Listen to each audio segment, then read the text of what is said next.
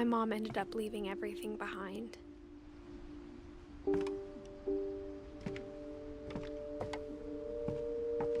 What happened that night had been coming for a long time.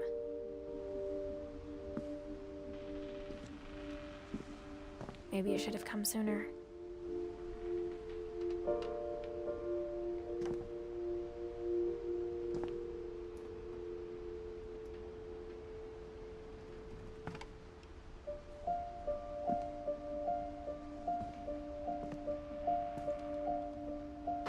But it had to end one way or another.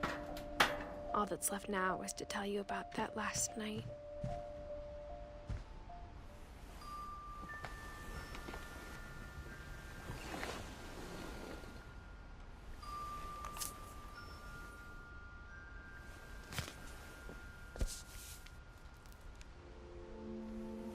That whole last day, Edie just watched us pack and didn't say a word.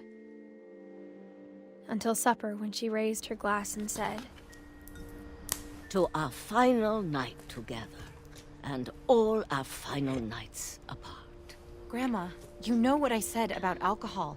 Some of your medications are very Edith, specific. I left a present for you in the hallway. Why don't you go open it? The grown-ups have to I'm sorry, you're right. We're all leaving tomorrow. Let's just enjoy our last... I'm not leaving. Edith, you're excused.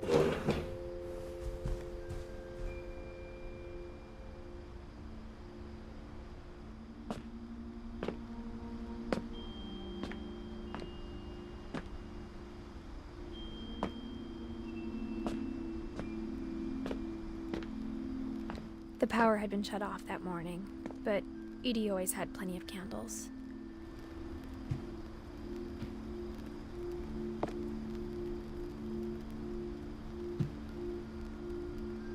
When my mom sealed the library, I don't think she knew about the other entrance.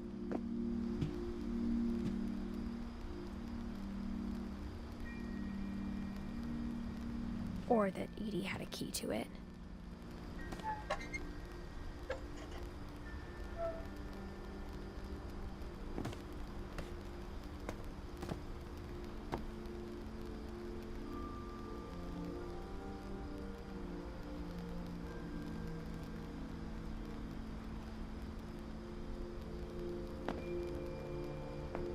That thing you're afraid of isn't going to end when you leave the house.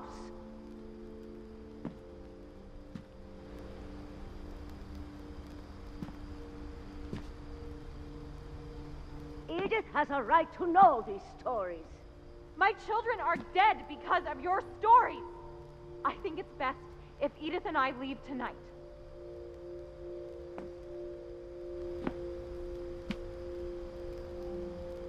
We'll have the nursing home send a van for you in the morning, okay?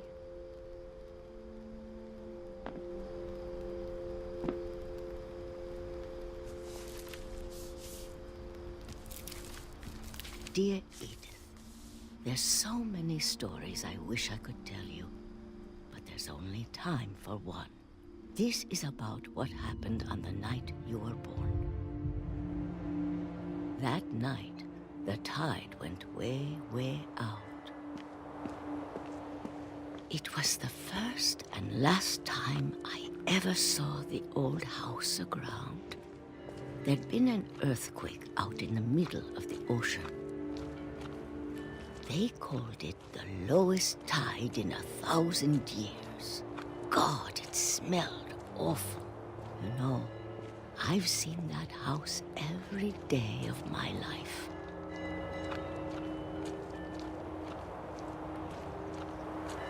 But I never thought I'd go back to it.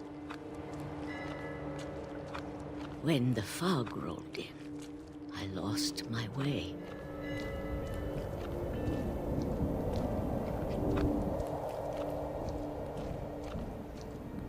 I got turned around.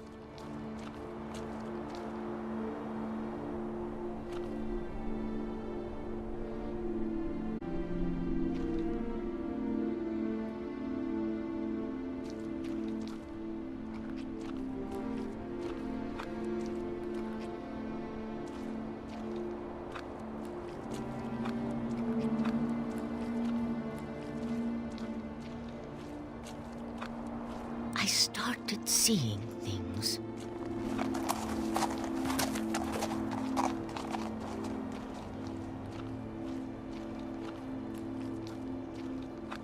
Things I'd forgotten had ever existed.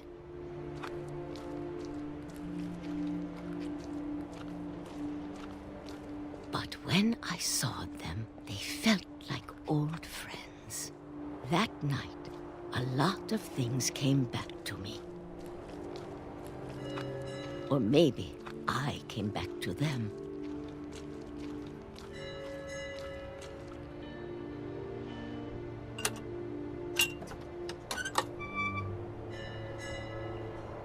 Things I can't explain, but that I need you to try and... Edith, what are you doing in here?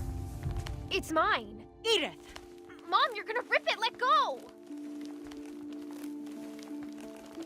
I kicked and screamed, but Mom dragged me to the car.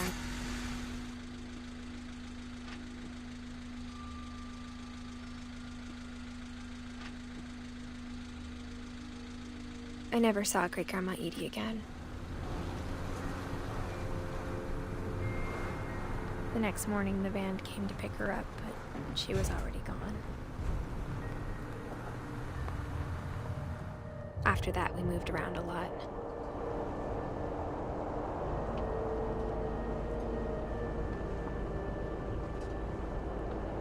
We both tried to make the best of it.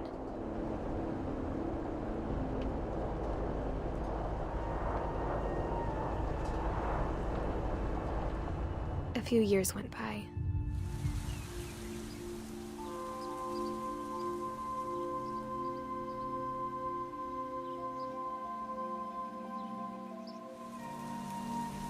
My mom didn't like to talk about it, but she started getting sick a lot. The rest happened pretty quickly.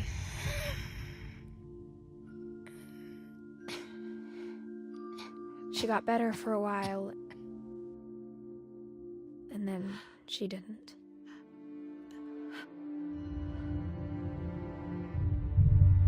And then I was alone.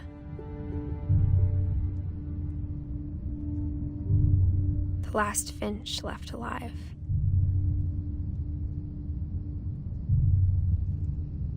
Until I found out about you.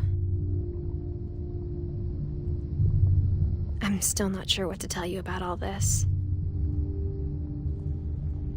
If we lived forever, maybe we'd have time to understand things.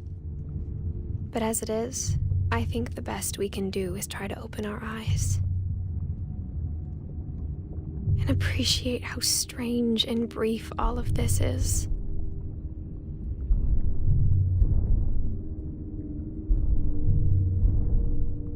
This journal was supposed to be for you. But now I hope you'll never see it. I just want to meet you and tell you all these stories myself. But I guess if you're reading this now, things didn't work out that way.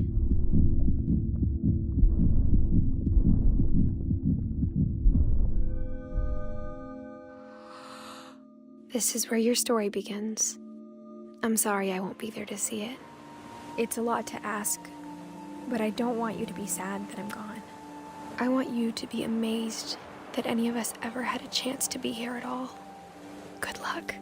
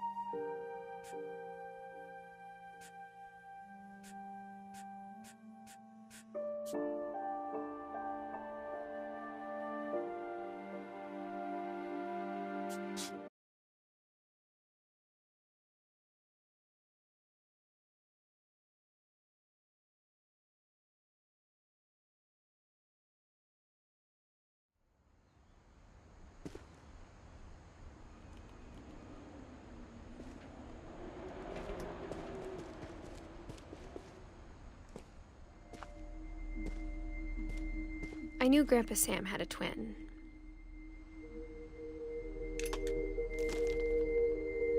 And that he never talked about him.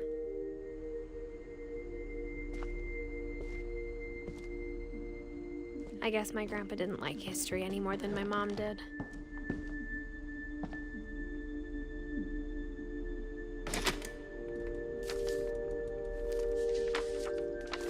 How I Want to Remember My Brother by Sam Finch.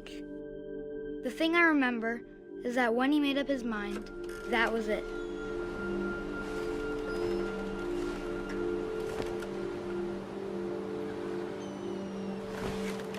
My brother said he'd die before he ate another mushroom, and he did. At Barbara's funeral, we swore we'd never be afraid again, and he wasn't. I think Calvin always wanted to fly. Sam! Calvin! Dinner's ready! Coming! But that day, he finally did it. I told him going around was impossible. Maybe if I hadn't said that, Calvin! I'm not gonna tell you again! maybe if the wind hadn't picked up, then maybe he'd still be here. But I doubt it. I think he'd already made up his mind. That's what I want to remember about my brother.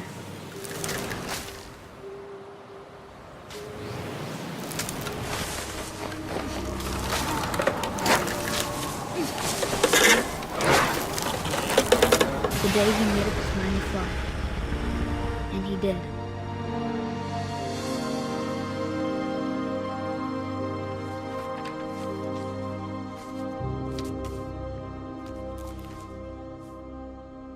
Calvin's story felt strangely familiar. When I was younger, I remember trying to do the exact same thing.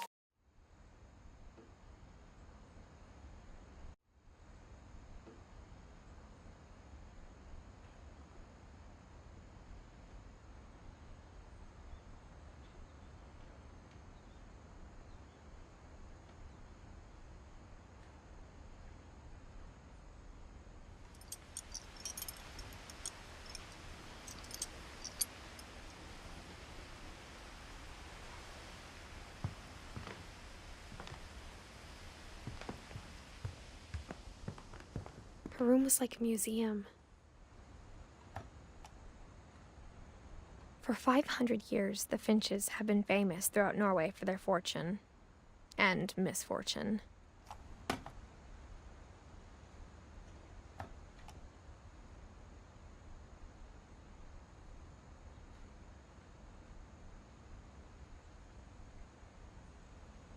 Odin Finch buries the latest victims of the family curse, his wife Ingeborg and their newborn son, Johann. On January 7th, 1937, he set sail with his family and his house, hoping to leave the curse behind. But 40-foot waves off the coast of Washington send the house and Odin to the bottom of the sea. Odin's daughter Edie, with hubby Molly, step ashore on their new home, Orcas Island. Odin Finch is the first to be buried in the new family cemetery. His daughter Edie is already dreaming of a new Finch house.